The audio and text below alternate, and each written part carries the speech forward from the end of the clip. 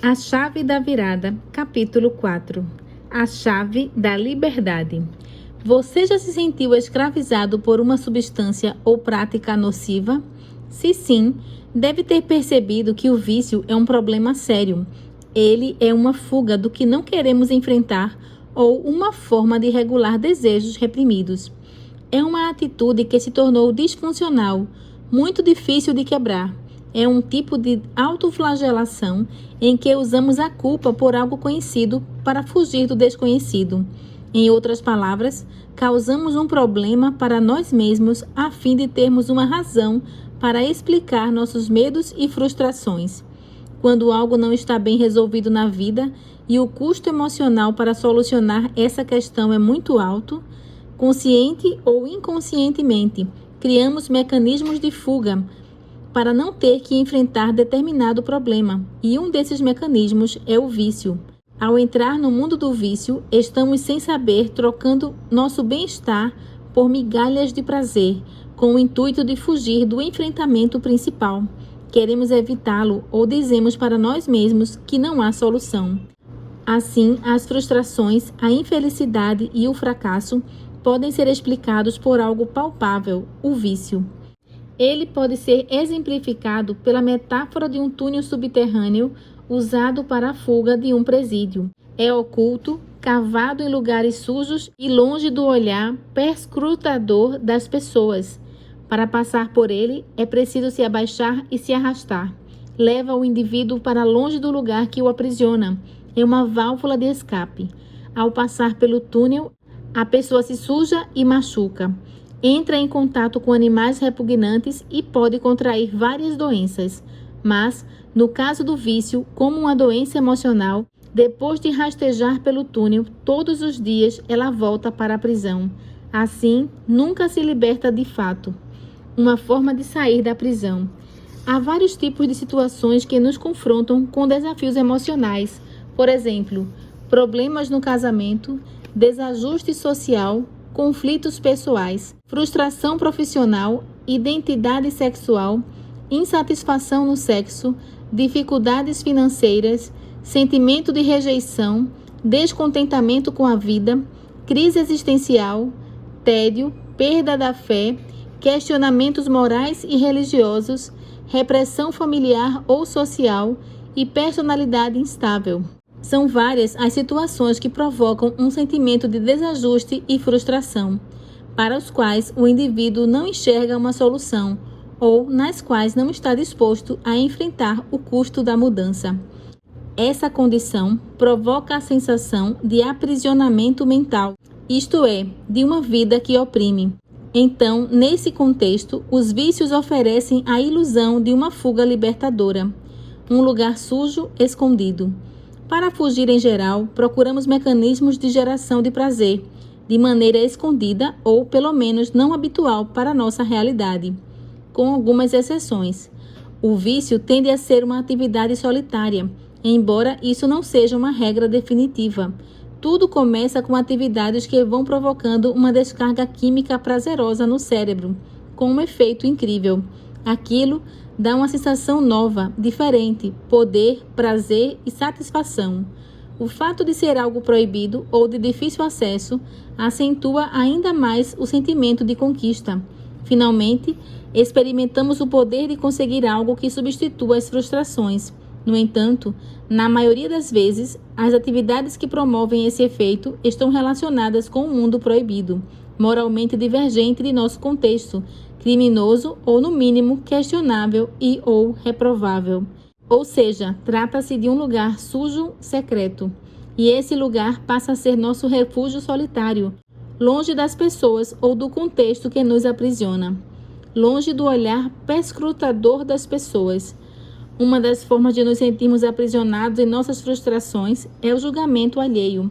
A vida esquadrinhada por outros é pesada e a sensação de ser avaliado constantemente traz uma sobrecarga emocional difícil de lidar. Isso é especialmente verdade no contexto moral religioso. Há pessoas que vivem constantemente com essa carga, sempre sob o pesado olhar de seus semelhantes. Assim, obter uma forma de fuga, ainda que temporária, longe desses olhares, é libertador. É uma forma de vencer o invencível e ter a falsa sensação de que conseguimos a liberdade ao fazer o que bem entendemos, sem ter que dar satisfação a ninguém. Rebaixamento e degradação. Como os túneis subterrâneos de fuga, os vícios costumam exigir que rebaixemos nossos padrões morais. Quase sempre, as atividades viciantes exigem que as pessoas renunciem suas convicções morais e passem a frequentar ambientes reais ou virtuais que não são compatíveis com sua moralidade. Com o tempo, essa prática se torna mais frequente e a pessoa vai se soltando mais, perdendo o medo de ser descoberta, a vergonha e o pudor. Vai cavando mais e mais profundamente, pois um dos problemas do vício é que o indivíduo desenvolve tolerância, ou seja, precisa de doses cada vez maiores ou mais pesadas do estímulo para poder sentir prazer. O desejo incontrolável e irreprimível toma o lugar do prazer e a pessoa vai se rebaixando ainda mais. Machuca e pode causar doenças. Os vícios provocam diferentes tipos de prejuízos, problemas físicos, mentais, financeiros, morais e sociais. A pessoa se destrói aos poucos, implodindo-se. Não há como sair ileso. Os comportamentos viciantes acabam com a autoestima e a sensação inicial de poder dá lugar ao sentimento de fracasso. Pode haver uma série de problemas de saúde associados à prática de um vício, dependendo do seu tipo. Doenças transmissíveis, falência de órgãos, distúrbios emocionais, episódios de agressão, entre outros. Além disso, os vícios não afetam apenas os viciados, mas também as pessoas ao seu redor.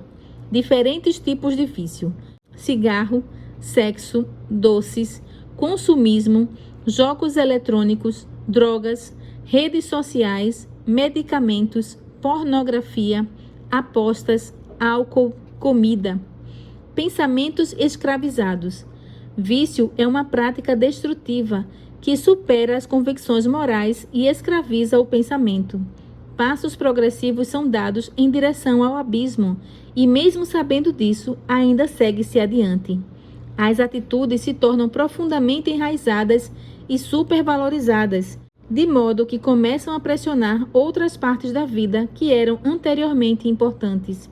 Deixa-se de lado coisas que antes eram prioritárias em favor da prática viciante. O pensamento fica dominado pelo desejo incontrolável de fazer ou usar aquilo. Não é mais pelo prazer, é pelo ato em si. Dessa forma, a sensação de poder inicial dá lugar à submissão total, e todo viciado em algum momento se sente um fracassado. Está além de suas forças resistir, e mesmo contra a vontade, entrega-se dia após dia. Depois de cada episódio, vem a frustração de não ter resistido. O viciado pensa, reflete e chega à conclusão de que não vale a pena. Contudo, o desejo volta a tomar conta de sua mente. A vontade é maior do que a razão e o círculo vicioso se repete. O fundo do poço. Muitas vezes é preciso chegar ao limite para efetivamente tomar a decisão de mudar, porque o vício cria a ilusão de que estamos no controle. A questão é: o que é o fundo do poço para cada um de nós? Os vícios roubam tudo: a dignidade, os recursos, a fé, a família e os amigos. São como um monstro insaciável que não se mostra de uma vez. Vai se apresentando aos poucos, demonstrando seu apetite gradativamente, devorando uma parte da vida de cada vez, fazendo-nos acreditar que ainda temos o domínio da situação. Os resultados são casamentos destruídos, empregos perdidos, conflitos familiares e, em casos mais severos, agressões físicas, roubos e até assassinatos. Tudo em favor do desejo incontrolável de fazer algo sapidamente destrutivo. Ao tentar resistir, o corpo reage e promove uma série de sintomas, protestando em defesa do vício. Essa é a síndrome de abstinência. Manifestações da síndrome de abstinência: apatia, delírios, irritabilidade, agressividade, confusão mental, alterações no sono, alterações no apetite, problemas de memória, disfunção psicomotora, transtornos de ansiedade, isolamento social, sudorese, pensamentos exagerados, comportamentos compulsivos, hipersensibilidade ao estresse, tendências e ideações suicidas. A parte mais difícil. O maior desafio para vencer o vício é reconhecer o problema. Toda pessoa que tem uma dependência nega que é viciada para evitar o estigma. Aceitar isso é reconhecer sua vulnerabilidade e renunciar ao controle da situação. Ninguém assume essa realidade facilmente. O estigma de viciado pode reforçar a vergonha associada ao uso de substâncias e a histórias de trauma, o que torna as recaídas muito mais prováveis. Ademais, viciados em geral são vistos como fracassados, embora nosso julgamento dependa muito do contexto social. Viciados podem despertar compaixão ou repulsa, a depender do contexto social e do tipo de vício. Superando o vício. Para superar o vício, é preciso contar com ajuda, pois o tratamento é mais efetivo quando é fornecido em um contexto de compaixão e entendimento. O grande problema do tratamento do viciado é que quando ele se abstém do vício, perde a conexão que alimenta seus circuitos emocionais, apesar dos prejuízos evidentes. Então, essa perda provoca um vazio que, se não for compensado adequadamente, torna-se insuportável. A premissa básica do tratamento é eliminar os gatilhos, afastar-se intencionalmente de ambientes, pessoas, odores e situações que remetam ao vício. Não há outra escolha. Porém, a simples eliminação não funcionará para a maioria das pessoas e será importante associar terapias complementares. Estratégias de substituição são técnicas para aplacar a síndrome de abstinência no processo de eliminação do vício. O cérebro não assimila bem o abandono de uma prática, mas encontra mais facilidade na troca de uma por outra. Por isso, uma estratégia interessante é substituir aos poucos os gatilhos do vício por hábitos saudáveis ou menos nocivos. Apoio psicossocial é uma excelente medida complementar no tratamento, pois visa suprir o vazio emocional do abandono do vício. Grupos de apoio, como os Alcoólicos Anônimos, provêm um relevante suporte emocional. Familiares, amigos e grupos nas igrejas também ajudarão na recuperação do viciado. A terapia psicológica fornecerá um conjunto de ferramentas de apoio para lidar com os desafios emocionais dessa fase. Além disso, o psicólogo poderá avaliar a necessidade de terapia de apoio medicamentosa e encaminhará para o acompanhamento médico em paralelo, se necessário. A terapia medicamentosa poderá ser necessária para lidar com os sintomas da abstinência, especialmente química, e reduzir quadros associados de ansiedade, insônia e depressão. Os passos a seguir ajudarão na luta contra o vício. 1. Reconheça. O primeiro passo é reconhecer que é um viciado. Esse termo pesa muito e é extremamente estigmatizante, mas é a realidade. Sem admitir isso, é impossível prosseguir. Reconhecer seu problema é a premissa básica para vencê-lo. É doloroso, mas faz parte do processo. Ao reconhecer, abrem-se as portas para a adoção de várias soluções, entre as quais a principal é a busca por ajuda. Quando se reconhece o problema do vício e que não se pode resolvê-lo sozinho, a pessoa finalmente está pronta para buscar a ajuda necessária para vencê-lo. Reflita sobre as últimas situações que envolveram vício em sua vida. Analise quantas vezes cedeu ao desejo incontrolável de agir, mesmo sabendo que era prejudicial para você. Repasse mentalmente quantos danos isso lhe tem trazido em vários aspectos de sua vida. Por fim, admita que é um viciado e que precisa de ajuda. 2. Marque sua decisão com um ato. Atos têm um forte valor simbólico e são um marco na luta contra o vício, como um ponto de partida. Use um evento significativo para marcar o abandono do vício. Se for emocionalmente confortável, isso pode ser feito com a presença de pessoas queridas dispostas a ajudar. Estabeleça um ato que represente esse momento. Pode ser um objeto para se jogar fora, algo que se queime ou quebre, uma assinatura a ser cancelada, enfim, algo que possa representar fisicamente uma quebra do vínculo com o vício. Garrafas, latas, taças e canecas.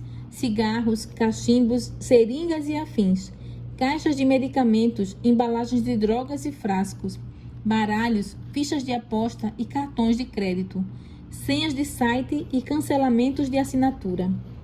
O ato simbólico tem o efeito psicológico de marcar o primeiro passo concreto da mudança. 3. Crie uma rede de apoio psicossocial. Uma rede de apoio é imprescindível. É de grande ajuda o apoio emocional de amigos ou voluntários para auxiliá-lo a ver a situação de fora. Essas pessoas serão as guardiões de sua decisão. Elas ajudarão você nos momentos da tentação de recair e fornecerão suporte emocional nos momentos de fraqueza. Há vários grupos de apoio, vinculados ou não a alguma entidade religiosa. Muitas vezes, a família exercerá esse papel. O importante é ter a humildade de aceitar a ajuda e poder contar com ela. Procure sua família, amigos que não compartilham do vício, colegas de trabalho, grupos de apoio na internet ou ainda alguém dentro da comunidade religiosa que você frequenta, se for o caso. 4. Comprometa-se. O autocomprometimento será a condição imprescindível para você conseguir se libertar. As pessoas poderão ajudá-lo, mas é o seu comprometimento individual que fará a diferença nos resultados. É preciso querer mudar. Para isso, devemos atentar a 3 aspectos específicos. Físico. Não compre nem tenha acesso ao objeto do vício. Crie uma barreira entre você e ele. Cronológico. Restrinja o tempo ocioso. Situacional. Elimine as situações, gatilhos que despertam o vício. É preciso agir intencionalmente nesses aspectos. 1. Jogar fora tudo que estiver relacionado ao vício. 2. Cancelar toda forma de acesso. 3. Afastar-se de pessoas, lugares e situações que induzam ao vício. 4. Descobrir outras atividades que ocupem o tempo antes dedicado ao vício. É uma verdadeira guerra e cada batalha deve ser travada com todas as forças. 5. Desintoxique o organismo. Um estilo de vida saudável será muito útil no processo de desintoxicação do corpo e de equilíbrio da mente. Boa alimentação, rica em frutas e vegetais e sem alimentos industrializados ou com muita gordura, atividade física regular, higiene do sono, consumo de boa quantidade de água pura, exposição controlada à luz solar, ar puro, equilíbrio emocional e confiança em Deus são os remédios naturais que modificam o estilo de vida, trazendo força e vigor físico para enfrentar a luta de superação. 6. Não desista. Mesmo que você caia, levante-se quantas vezes precisar. Nunca desista. É muito provável que haja recaídas, especialmente no início, pois em geral elas fazem parte do processo. Entretanto, com o tempo, ficam menos frequentes e perdem a força. É necessário manter o foco no longo prazo, no objetivo maior, que é a superação. Por isso, é importante o apoio psicossocial a fim de ajudá-lo a lidar com esses momentos, animando-o a prosseguir. 7. Seja honesto. Não minta, especialmente para as pessoas que estão ajudando você. Assuma os erros, ainda que isso seja vergonhoso. A conduta honesta estimula a consciência das ações e cria conexões humanas autênticas, além de nos tornar responsáveis por nossos atos. Tome a decisão de fazer o certo e seja honesto. As pessoas entenderão uma recaída, ainda que fiquem tristes, mas terão muita dificuldade em lidar com mentiras e atitudes enganosas. A mentira destrói a confiança e a vontade de ajudar. Se continuar mentindo, com o tempo, as pessoas que formam seu círculo social podem se cansar e abandonar você em sua luta. 8. Adote uma estratégia para lidar com a abstinência. A crise de abstinência é o conjunto de sinais e sintomas que emergem ao interromper um comportamento vicioso. Ela surge pela associação de diversos fatores. Geralmente é impulsionada por características emocionais, herança genética, estilo de vida e aspectos comportamentais e sociais. Toda pessoa que está tentando renunciar a um vício passará por crises de abstinência de maior ou menor intensidade, mais ou menos tempo. A desintoxicação do organismo, item 5, e o apoio de um profissional, item 13, são as melhores estratégias para lidar com a crise de abstinência. Em alguns casos, o psicólogo indicará a necessidade de acompanhamento médico para o uso de remédios de apoio durante um período. 9. Reconstrua relações quebradas. Além do indivíduo em si, o vício afeta suas relações pessoais.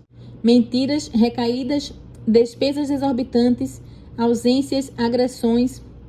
Cada falha destrói ao redor, mas especialmente o afeto das pessoas pelo viciado. Ao procurar vencer o vício, será fundamental buscar reconstruir essas relações, pois elas serão parte do processo de refazer a vida. Tome a iniciativa de procurar as pessoas envolvidas. Peça perdão pelos danos causados. Repare os prejuízos quando possível. Não faça promessas, apenas haja de maneira diferente. Informe sobre seus planos de vencer o vício. Dê tempo ao tempo. Não espere que tudo volte ao normal em um passe de mágica. 10. Comece um plano de higiene do sono. Manter uma boa higiene do sono é fundamental para ajudar a superar os vícios. O sono desempenha um papel crucial na restauração de nossa mente e não apenas influencia nossa saúde emocional, mas também afeta diversos outros aspectos, como o metabolismo e a imunidade. Veja na página 21 os passos para uma boa higiene do sono. Já foi gravado, está no capítulo 2. 11.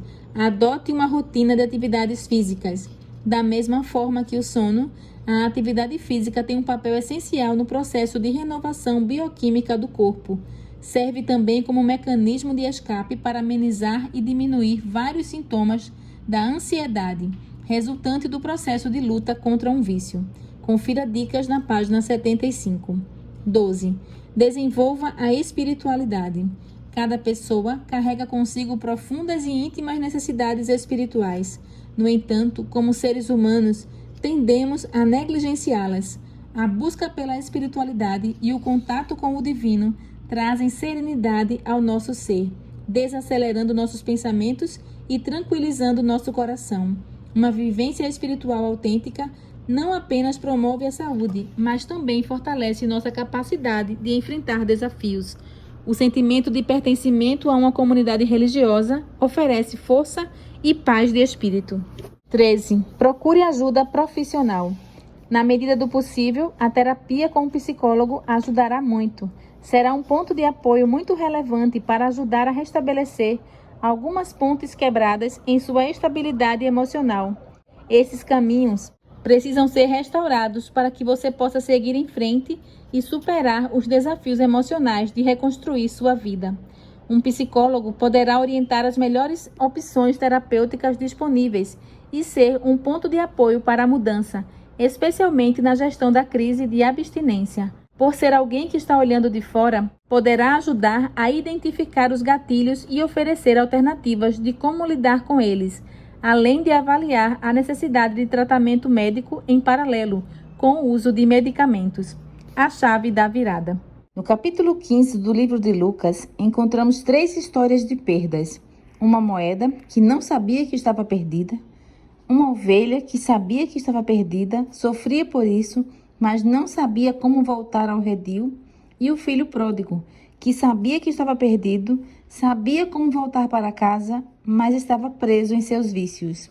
Deus é nosso Pai, e seu amor para conosco é incondicional. Esse amor está baseado em seu caráter, não em nossos méritos. Existem muitas pinturas, músicas e diversos livros que evocam a parábola do filho pródigo. O adjetivo pródigo se refere a alguém que desperdiça seus bens em gastos inúteis e foge em busca de horizontes supostamente melhores para viver. A parábola conta a história de um jovem que abandonou o lar, ao mesmo tempo que nos fala de um pai amoroso, perdoador e restaurador, uma vez que o relato enfatiza mais o amor e o perdão do pai do que a frustração do filho. O rapaz em questão se rebelou contra o pai e a família, pediu sua herança e partiu. Era como se desejasse a morte prematura do pai. Mostrou que dava mais valor às coisas do que às pessoas. Adquiriu vícios e neles consumiu seu dinheiro e sua saúde física e emocional. Optou por um estilo de vida egoísta, sem compromissos, limites nem responsabilidade. Abusou dos prazeres, gastou seu recurso futuro com excessos e desrespeitou princípios. Privilegiou a independência em vez da vida em família. Com o dinheiro, pôde comprar e conseguir coisas, esquecendo-se de que existem outras coisas impossíveis de comprar, por mais dinheiro que se tenha. Longe da casa de seu pai, teve amigos que só estavam interessados em seu dinheiro. Quando o recurso acabou, os amigos desapareceram. Na fartura, muitos estavam ao seu lado, mas quando a fome chegou, ficou sozinho. Então teve que fazer o que antes na casa do pai não desejava: trabalhar. O filho pródigo se arrependeu e, enquanto cuidava de porcos, um trabalho considerado impuro para um judeu, finalmente caiu em si. Ansiando saborear a comida de sua casa, que outros comiam em abundância, desejou se servir do alimento dos porcos, mas não podia fazê-lo. Um dia, o jovem mudou de ideia e reconheceu sua má decisão. Percebeu que o pecado, ou seja, a separação de Deus e de seus princípios, promete liberdade, prosperidade e plenitude, mas resulta em uma vida de escravidão, miséria e vazio. Reconheceu que seu pai era um homem generoso e que servir em casa era muito melhor do que a falsa liberdade que buscava. É o amor de Deus que nos leva ao arrependimento. Assim, abandonou seus vícios, voltou para o Pai e encontrou alegria e felicidade, resultantes da reconciliação, do perdão e da aceitação. Contra os costumes da época e da religião, o pai correu ao encontro do filho. Fez isso por amor e para evitar um possível apedrejamento, que, de acordo com a cultura da época, era a pena merecida por tudo aquilo que o filho fizera. O pai ofereceu o coração para receber e proteger seu filho, perdido em vícios, culpado e em condição miserável. Agora, porém, ao ser aceito pelo pai, o jovem estava reconciliado e perdoado. Perto do Pai, ele conheceu a misericórdia. Deus é nosso Pai e seu amor para conosco é incondicional. Esse amor está baseado em seu caráter, não em nossos méritos. Assim, diante desse amor tão puro e desprendido, não procuremos ilusões, mas busquemos no amor divino a fonte inesgotável de satisfação. No livro intitulado Invencível, uma história de sobrevivência, coragem, perdão e resistência durante a Segunda Guerra Mundial, Laura Hillenbrand assumiu a vida de Luiz Zamperini, 1917 a 2014.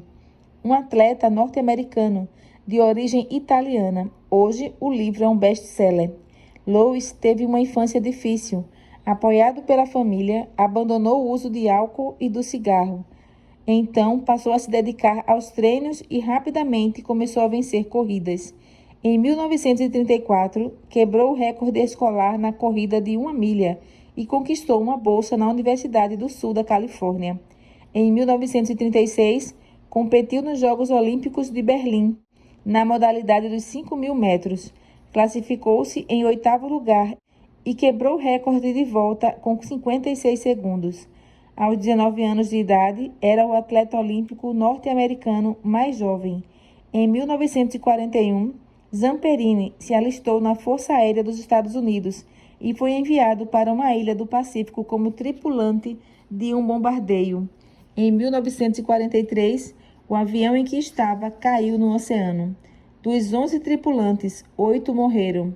Os 3 sobreviventes, Zamperini, McNamara e Phillips, com pouca comida e sem água, subsistiram bebendo água da chuva e se alimentando de peixes e aves que eram comidos crus, enquanto se defendiam dos constantes ataques de tubarão e lutavam contra as tempestades.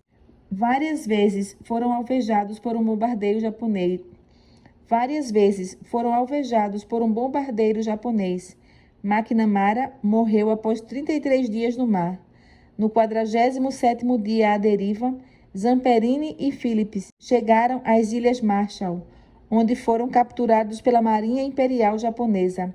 Lá, foram aprisionados, severamente espancados e maltratados até o fim da guerra, em 1945. Anos depois, Zamperini reconheceu a Cristo como Senhor de sua vida, tornou-se pregador e saiu em busca de seus torturadores para oferecer-lhes perdão. Muitos deles foram convertidos. Em julho de 2014, aos 97 anos, faleceu em sua casa em Los Angeles, Califórnia, nos Estados Unidos, devido a uma pneumonia. Luiz Zamperini foi um vencedor de vícios e de barreiras, um exemplo a ser seguido por sua coragem inabalável e espírito invencível. Um lutador que enfrentou vícios, mas também dor, injustiça, bombardeios, naufrágio, fome, tubarões, metralhadoras, torturas, prisão e ódio. Como Zamperini e o filho pródigo da parábola, volte para a casa do Pai. Saiba que se você for até ele, encontrará a verdadeira liberdade, além de acolhimento, apoio emocional e força para restaurar relações perdidas.